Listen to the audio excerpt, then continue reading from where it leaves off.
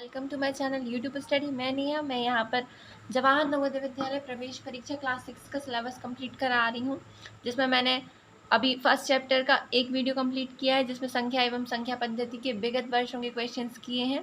12 से 13 मिनट का वीडियो है। अगर आपने वो वीडियो नहीं देखा है तो पिन कमेंट में से या फिर मैं डिस्क्रिप्शन में लिंक दे दूँगी, तो वहाँ जाके आप वो वीडियो देख सकते हैं। इस वीडियो में हम लोग अभ्यास प्रश्नावली कवर करने वाले हैं। ओके, तो हम लोग अभ्यास प्रश्नावली के सारे क्वेश्चंस इसमें कवर कर लेंगे। तो चलिए स्टार्ट करते हैं। सबसे फर्स्ट क्वेश्चन है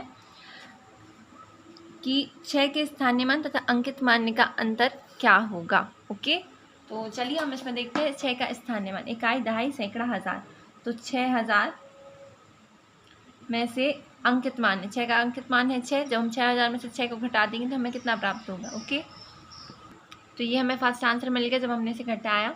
सेकेंड क्वेश्चन, 50 से 100 तक की कुल अभाज्य संख्या है। तो 50 से 100 तक कुल अभाज्य संख्या, हम जानते हैं अभाज्य संख्या वो कहलाती है जिनका भाग 1 से चला जाए, स्वयं से चला जाए, पर एक अन्य संख्या से भाग नहीं जाना चाहिए। ओके, तो हम 50 से 100 तक की कुल अभाज्य संख्याओं की लिस्ट बनाते हैं। यहाँ पर 50 से 100 के बीच में कुल 10 अभाज्य संख्याएं हैं। ओके, तो हमारा आंसर हो जाएगा 10। थर्ड क्वेश्चन है, 3 अंकों की सबसे छोटी संख्या। 3 अंकों की सबसे छोटी संख्या 100 है। 5 के ऊपर शून्य की घात, जब किसी भी अंक पर यदि शून्य की घात होती है तो उसका आंसर क्या हो जाता है, 1। यदि किसी भी अंक पर शून्य की घात हो, मान लो 100 पे शून्य की घात होगी तो भी आंसर 1 होगा, 99 पे शून्य की घात होगी तो भी आंसर 1 होगा, 5 पे शून्य की घात है तो भी आंसर 1 होगा। ओके, किसी भी संख्या पे शून्य की घात है तो आंसर क्या हो जाएगा, 1 हो जाएगा। प्रथम दो अभाज्य संख्याओं का योग क्या है। प्रथम दो अभाज्य संख्या, पहली अभाज्य संख्या है 2, दूसरी अभाज्य संख्या है 3, 2 और 3 5, तो आंसर क्या हो जाएगा, 5। वह अभाज्य ऋण संख्या बताइए जिसके इकाई अंक पर 5 हो। वह अभाज्य भी है और ऋण भी है, तो वह संख्या स्वयं 5 है जो कि अभाज्य भी है और ऋण भी है। 3, 5, 0, 1 से बनी सब बड़ी संख्या तथा छोटी संख्या का योग। ओके, तो हमें सबसे पहले इसकी बड़ी संख्या बनानी, तो बड़ी संख्या हो जाएगी 5, 3, 1, 0। और छोटी संख्या बनानी है तो छोटी संख्या, सबसे छोटा अंक तो 0 है, पर 0 से स्टार्ट करके नहीं बना सकते हैं, इसीलिए ये हो जाएगी छोटी संख्या। और क्या बोला है, इनका योग बताइए। तो जब हम इसे जोड़ देंगे तो हमें आंसर प्राप्त हो जाएगा। तो जब हम जोड़ देंगे तो हमें ये आंसर प्राप्त हो जाएगा। ओके, 9th क्वेश्चन में 3 का स्थानीय मान इकाई, दहाई, सैकड़ा, हजार, 3000। First answer. दो लगातार विषम संख्याओं का अंतर क्या है। दो लगातार विषम संख्याओं का अंतर हमेशा 2 होता है। इसमें आए 8 के दो स्थानीय मानों का अंतर क्या होगा। तो ओके, इकाई, दहाई, सैकड़ा, हजार। 8000 में से इकाई में 8 है तो 8 को घटा दो। 8000 में से जब हम 8 को घटा देंगे तो हमें आंसर प्राप्त हो जाएगा 7992। ओके, तो हमारा आंसर हो जाएगा फर्स्ट। 30 और 50 के बीच कुल भाज्य संख्याएं हैं। 30 एवं 50 के बीच कुल 14 भाज्य संख्याएं हैं। भाज्य संख्या मतलब जिनका भाग 1 से चला जाए, स्वयं से चला जाए और एक अन्य संख्या से भी भाग चला जाए, वह होती है भाज्य संख्या। ओके, इसे देख के हमें किस संख्या का बोध होता है। जैसे कि हम रोमन गिनती में जानते हैं, आई यानी फर्स्ट, बी यानी 5, एक्स यानी 10, एल यानी 50, सी यानी 100, डी यानी 500 और एम यानी 1000 होता है।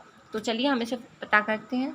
जब हम रोमन गिनती लिखते हैं तो किसी भी संख्या के जब हम दाईं तरफ कोई चीज़ लिखते हैं मतलब उतना ज़्यादा है, और जब हम उस संख्या के बाईं तरफ कोई चीज़ लिखते हैं मतलब उतना कम है। यहाँ पर जो संख्या है हमारी वो है, इसका जो आंसर हो जाएगा वो हो जाएगा 4000 प्लस 400 प्लस 9। ओके, तो ये हो जाएगा हमारा इसका आंसर।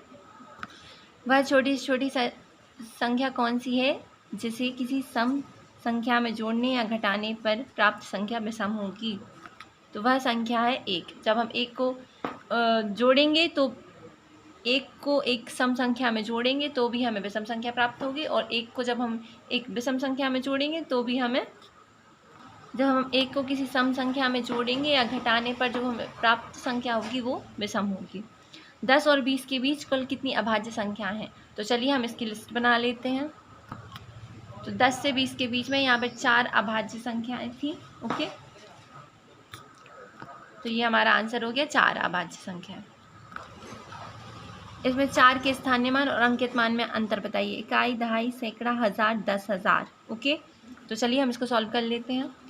जब हम इसमें से इसको घटाएंगे तो हमें ये आंसर प्राप्त हो जाएगा। ओके, 2 अंकों की सबसे छोटी अभाज्य संख्या है 11। 80,905 को संख्यांक के रूप में लिखने पर प्राप्त होता है। तो सर ये प्राप्त होता है सर, ठीक है, 80,905। ठीक है, आपको पहले इसमें स्थानीय मान पता होना चाहिए, इकाई, दहाई, सैकड़ा, हज़ार, 10,000, लाख, 10 लाख, करोड़, 10 करोड़। ओके, रोमन संकेत पद्धति में सी का मान क्या है? सी का मान 100 है। इसका अनुवर्ती है, अनुवर्ती मतलब आगे आने वाला। इसमें जब हम एक जोड़ेंगे तो हमें फर्स्ट ये प्राप्त हो जाएगा। ओके, चलिए अब हम प्रयास कीजिए कि क्वेश्चंस करते हैं। तो इसका फर्स्ट क्वेश्चन है, इसमें शून्य का स्थानीय मान क्या है? इकाई, दहाई, सैकड़ा। शून्य का स्थानीय मान है सैकड़ा। ओके, इसमें 8 का स्थानीय मान क्या है? इकाई, दहाई, सैकड़ा। 8 का स्थानीय मान है सैकड़ा। 90,099 को निम्नलिखित में किस रूप में लिखा जा सकता है? ओके, इसे लिखा जा सकता है 90,099। फोर्थ, निम्नलिखित में से कौन सी संख्या अभाज्य नहीं है? तो हम जानते हैं अभाज्य संख्या वो है जिसका भाग 1 से चला जाए, स्वयं से चला जाए, पर एक अन्य संख्या से भाग ना जाए। तो हम इसमें भाग करके चेक कर लेंगे। ओके, तो जो 33 है वो एक अभाज्य संख्या नहीं है, क्योंकि 33 का भाग 11 से चला जाता है, एक अन्य संख्या 11 से उसका भाग चला जाता है। ओके, निम्नलिखित में से कौन सी संख्या एक अभाज्य संख्या है? 97 एक अभाज्य संख्या है। 7,502 को संख्यांक के रूप में लिखिए। तो इसमें फर्स्ट आंसर आ जाएगा 7,502। इन संख्याओं से बनी 5 अंकों की सबसे छोटी संख्या। जब हमें सबसे छोटी संख्या बनानी है तो सबसे छोटा अंक पहले आएगा। 0 से स्टार्ट करके बना नहीं सकते, तो 1 से बनाएंगे। सबसे पहले 1 आएगा, उसके बाद 0, उसके बाद 3, 1 0 3 5 7। ओके, ये हो जाएगा हमारा सेकेंड आंसर। इसको किस संख्या का बोध होता है? जैसे कि हम जानते हैं कि हमने अभी पढ़ा कि कैसे हम रोमन गिनती समझेंगे। ओके, तो चलिए इसका यूज़ करके हम बताते हैं कि आंसर क्या आएगा। XX मतलब 20 और L मतलब 50। ठीक है,